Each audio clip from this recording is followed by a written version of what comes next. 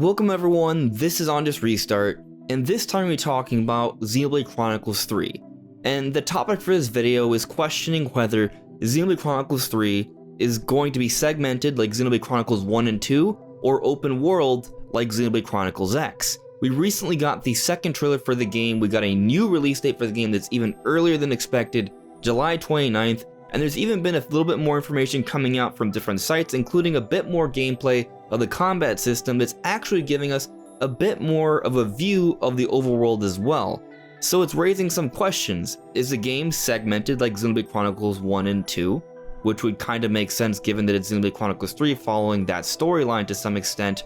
Or is it more of a larger, expansive, continuous world? Something connected like Xenoblade Chronicles X?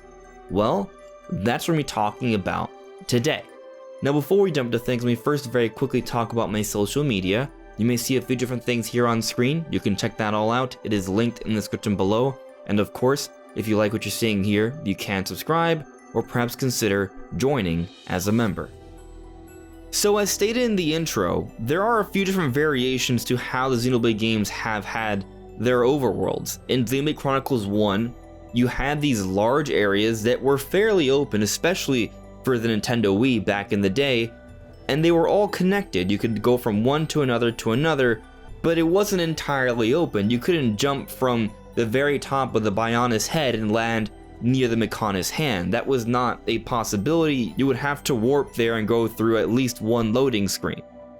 But then with Xenoblade Chronicles X, they went with one huge, large, open, continuous world. There are no breaks, there are no loading screens. You can go from one point of the map to the other with no interruptions. This is the typical open world style of gameplay, and back in the day on the Wii U, this is one of the largest open worlds we've ever seen. It still is one of the largest worlds we've ever seen. It's a very big open world. But then with Xenoblade Chronicles 2, they went back to something more similar to Xenoblade Chronicles 1, and in part it was to help tell a more linear story. So what we had were still fairly large open-ish areas, but they were segmented. They were varying titans that were their own separate areas, and to go to another, you would have to progress the story or warp to them. You couldn't walk to them or sail to them or anything of the sort. They were entirely separate. So in a way, Xenoblade Chronicles 2 is also a little different compared to 1, because yes, both of those games aren't fully open world, but rather large open areas, but at least in 1, you could walk from one point to another. In Xenoblade Chronicles 2, they were entirely separate, and there was no way to walk from one titan to another. The only way to move from one area to another in Xenoblade Chronicles 2 is either through warping or simply story progression. And then with the DLC for Xenoblade Chronicles 2, Torn of the Golden Country was more like Xenoblade Chronicles 1 because it all took place on one singular titan, but it had several big areas to explore, so it was all interconnected and you could walk from one point to another, but there were those loading breaks. And then the DLC for Torn of the Golden Country took place all on one titan, just with a few different large areas to explore, so it was actually more like Xenoblade Chronicles 1, even though it took place in 2. And then for the epilogue content, Future Connected for Xenoblade Chronicles Definitive Edition, it was basically more of one as well, because it was just an extra additional area that had a few large sections to explore, the Bionis Shoulder. But then when we take a look at Xenoblade Chronicles 3, it's not clear-cut what entirely is going on yet. We know that Xenoblade Chronicles 3 is a continuation of the stories for Xenoblade Chronicles 1 and 2. There's a history of both worlds in this world, and those worlds have been merged. This is all confirmed information. And with that, it might not be too crazy to infer, especially with the trailers, that we are likely getting a fairly linear story here.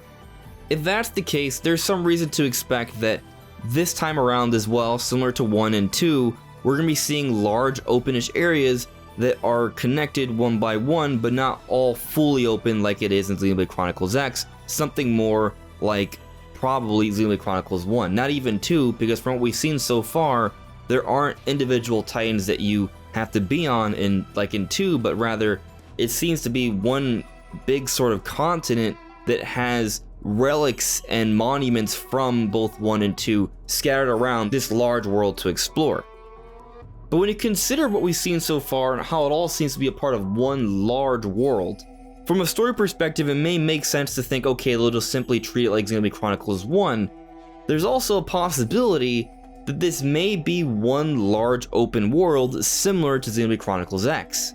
it is still possible to tell a linear story within an open world. You just kind of have to follow the different main goal points.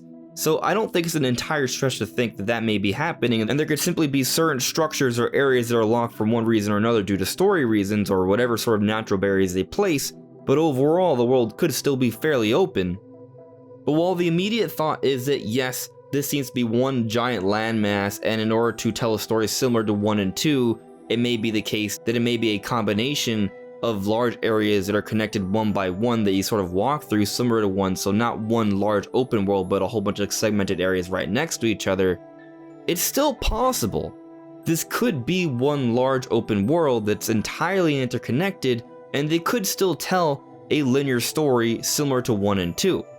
You simply have to follow the story missions, and anything that they don't want to be seen or discovered yet could be locked within a structure or some sort of natural barrier. It's not impossible to do.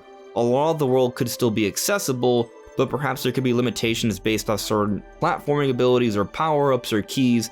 There are ways to sort of get around this, locking certain parts of the world, but still having it ultimately being open, or perhaps it will simply open up as you progress throughout the game. And there does seem to be some evidence to this. When we take a look at the first trailer, personally, when I see a lot of the vistas, the scope of them, the expanse of them, really does give me Xenoblade Chronicles X vibes, which again is a large open world. And there are a number of vistas and mountains and objects that we see in the background implying we will be able to explore them. Now that doesn't for sure mean that it's open and we can go straight to them, because you still see that in both Xenoblade Chronicles 1 and 2. They do tease things you can explore in the future without you being able to go to them straight from where you are at that point. There will be some separation.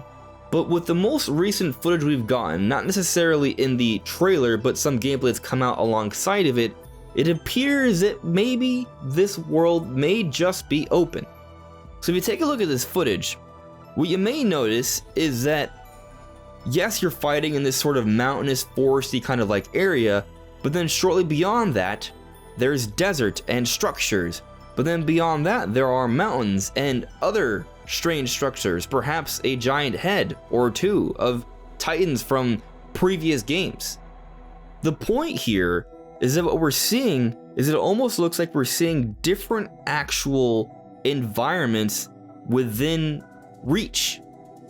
And when we take a look at both 1 and 2 and even the DLC, yes, there is a variety of settings and habitats and environments with different themes. They typically were all separated. What we're seeing here is a mountainous forest area and a desert right next to each other, and they seem to be within reach of each other. So it's possible that Xenoblade Chronicles 3 could simply have large open areas that have different sort of climates within them, but it also might mean that there are varying regions that you can walk to from one point and another without any sort of loading screens or separation. The implication being that Xenoblade Chronicles 3 is a full open world, more like Xenoblade Chronicles X, and not like 1 and 2. A number of people have already been pointing this out, so for some, it seems that this is already confirmation. I want to stress that this is not confirmation. We do not know exactly how exploration will work in Xenoblade Chronicles 3. Either way, I think it'll work out just fine, because exploration in every Xenoblade Chronicles game has been fun for me. But I will say, in Xenoblade Chronicles 2, I really enjoyed seeing the giant titans, but I always wanted to go a little bit further. I wanted to explore the actual head of some of these titans, and that just simply wasn't an option. I would love it if in Xenoblade Chronicles 3 they go the extra mile and they allow us to explore pretty much every nook and cranny we can see. That would be a delight to see and also play. But we'll see how things plan out for Xenoblade Chronicles 3. Regardless, the game is looking very exciting. But let me know what you guys think in the comments below. Is Xenoblade Chronicles 3 open world like Xenoblade Chronicles X, or segmented like 1 or 2? Let me know in the comments below. Anyways, everyone, this is On Just Restart. Thank you so much for listening and watching, and I'll see you all really soon. Take care. Bye.